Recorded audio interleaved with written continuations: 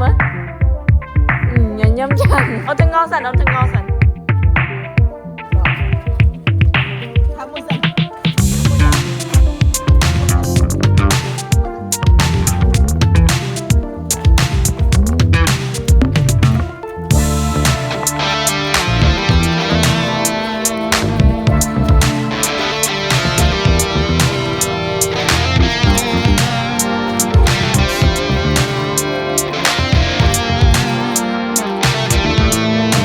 Tình bên bao mà phải bên bao rồi rồi.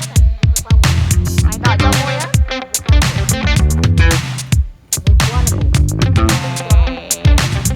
Ampun mama. Đã nâng trọ con đã lôi nâng trọ. Đã được bao hả?